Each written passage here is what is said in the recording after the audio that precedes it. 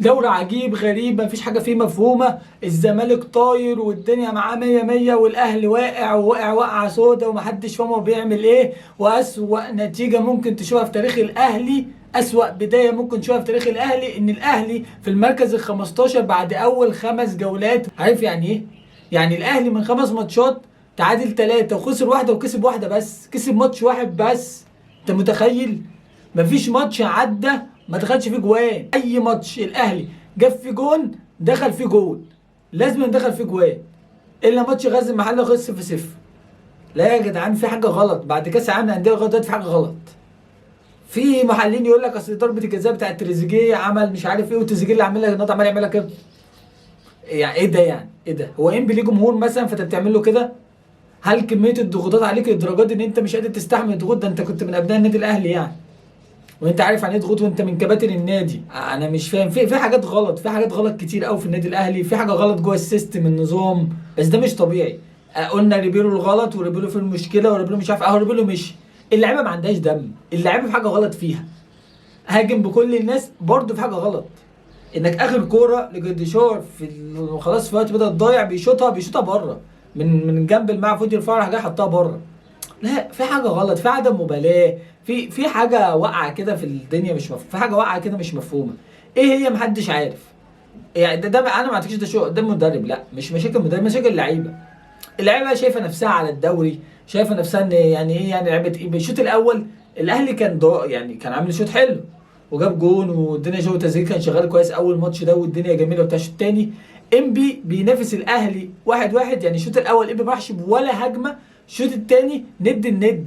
يعني ند الند الانبي كان ممكن يكسب الاهلي كمان بالهجمات المرتده كان بيعملها رفيق كابو ده. الواد ده سريع قوي وكان ممكن يجيبوا جون تاني في الاهلي بالهجمات المرتده. لا ما ينفعش، في حاجه غلط يا جدعان. ازاي؟ انا مش فاهم. الدوري ده غريب. بيراميدز عمال يعمل من اول الدوري، الزمالك الاهلي عمال يعمل من اول الدوري، الزمالك برده تعادل ماتش وخسر ماتش. فمش عارف يعني، في حاجه مش مفهومه في الاهلي. الاهلي محتاج اعاده هيكله، اعاده تنظيم، كل حاجه غلط. طبعا الاهلي طبعا في قرار طلع ان اللعيبه هيتخصم عليها هيتخصم عليها فلوس تاني وهيتخصم عليها ايه، بس في عدم مبالاه، في حاجه غلط يعني. مش الموضوع مش موضوع فلوس، حاجه غلط. مش عارف اللعيبه شامه نفسها او حاسه ان هم احسن من لعيبه الدوري. مش عارف، في حاجه مش مفهومه. اكتب تحت في الكومنت لو انت عارف ايه الحاجه مفهومه وشايف ايه المشكله عند النادي الاهلي. اكتب تحت ايه المشكله، ايه المشكله في النادي الاهلي ان خليته وصل لجماهير الاهلي ما عندهاش ثقه في لعيبه الاهلي. اول مره جماهير الاهلي عادي تقول لك لا في حاجه غلط. جماهير الاهلي كلها متفقه في حاجه غلط، ايه هي؟ محدش عارف، محدش عارف. اكتب تحت في الكومنت لو انت عارف. طبعا ما تنساش طبعا تشترك في القناه وتفعل زر الجرس، يعني تدعمني كده عشان نقدر نكمل ان شاء الله الفيديوهات الجايه. ونخش بقى في الماتش الزمالك والمصري. الزمالك ده الماتش ده كان جامد قوي يا جدعان، ماتش كوره حلو يعني تنهك كده وانت بتتفرج عليه. هجمه هنا وهجمه هنا، الزمالك والمصري كان فيه هجمات ند بند وبتاع. الماتش كان حلو، كان شكله حلو. بس الشوط الثاني الزمالك قطع المصري حرفيا، عمل كل حاجه في المصري بصراحه. واحب اشيد في كل لعيبه الزمالك النهارده. كان كوره لعيبه فايق. دونجا النهارده كان شغال حلو قوي. خوان ده الواد خوان ده البرازيلي، بص مش طبيعي، مش طبيعي يا جدعان. ده بص مخلي كل اجنحه الدوري ده ولا يسوى. نسى جمهور الزمالك عليه زيزو. اللعيبه يا جدعان بيخش بياخد الكره، انا هخش امرقص واحد واثنين وثلاثه وشغال. حتى هو بيقع بصال عمر جابر، يعني حتى هو بيقع بيعمل اسيست وهو مش متحكم في الكوره. لا لعيبه يا جدعان مش عارف ازاي جاي الدوري المصري. يعني يعني ما اعتقدش هيقع كتير في الزمالك. اللعيب ده يا جدعان مميت، لا مش طبيعي. مفيش حد، ما شفتش حد بالجوده دي جاي الدوري المصري بعد كينو بتاع بيراميدز. غير كده ما شفتش حد بالكواليتي ده. لا لعيب جودته عاليه قوي قوي قوي، ما ينفعش يطلع من الملعب، ما ينفعش يطلع من الملعب. وده مأثر على معالي، يعني معالي مش عارف ياخد فرصته عشان هو حظه ان هو بيلعب مكان خوان الفينا. فيعني بصراحه ده الدباغ جاب اول جول ليه وبدا يشتغل. اللاعيبه الصراحه ادم كده مش مقتنع بيه الصراحه. اكتب تحت في الكومنت لو مقتنع بادم كده. بس ادم كده انا حاسس ان هو لعيب مش مركزه هو زي عبد الله السعيد وناصر ماهر، وهو اقل كواليتي منهم هما الاثنين. بس في الجناح لا، الجناح مش قد كده. شيكو بنزا انا مش عارف، شويه على سطر وشويه يقول لك عمل مشاكل، شويه عمل ايه في الاداره، شويه مش عارف ايه. دايما في مشاكل مع شيكو بنزا. شيكو بنزا دايما بيعمل مشاكل، وده اعتقد مش هيكمل في الزمالك. يعني هو اعتقد مش هيكمل في الزمالك بطريقه مشاكله كل شويه دي، كل شويه مشاكل مشاكل مشاكل. لا مش هتنفع خالص، مش هتنفع. والمصري اللي هو كان اقوى هجوم في الدوري ما قدرش يسجل في الزمالك.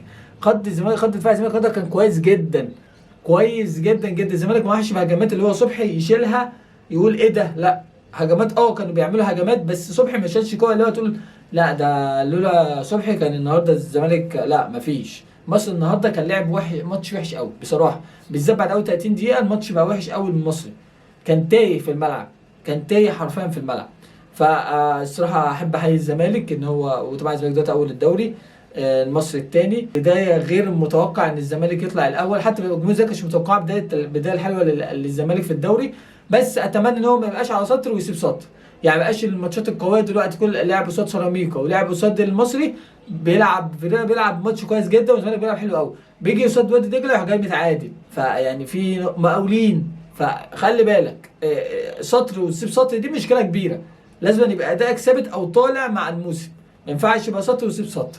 فدي هنشوفها في الماتشات الجايه. طبعا الشهر ده في ماتش الاهلي والزمالك هنشوف الدنيا فيها ايه. اكتب لي تحت في كومنت رايك ايه في مباراه الزمالك والمصري، وشايف الزمالك هيقدر السنه دي ينافس على الدوري ولا الموضوع حلاوه بدايات. وطبعا اخر حاجه خالص، بيراميدز واوكلاند سيتي كان بيلعبوا النهارده. بيراميدز عمل كل حاجه في اوكلاند سيتي، طبعا كلنا عارفين ده شال 10 من البايرن في كاس العالم اللي فات. فبيراميدز 3-0 كده مستريح ناموا. بس بيراميدز عنده مواجهه صعبه جدا جدا قصاد اهلي جده السعودي اللي فيها رياض محرز يوم 23 الجاي. طبعا اتمنى كلنا طبعا ندعم بيراميدز ان هو الممثل الوحيد لمصر في البطوله الدوليه انتر كونتيننتال. طبعا ما تنساش تشترك في القناه وتفعل زر الجرس لو عجبك الفيديو. سلام.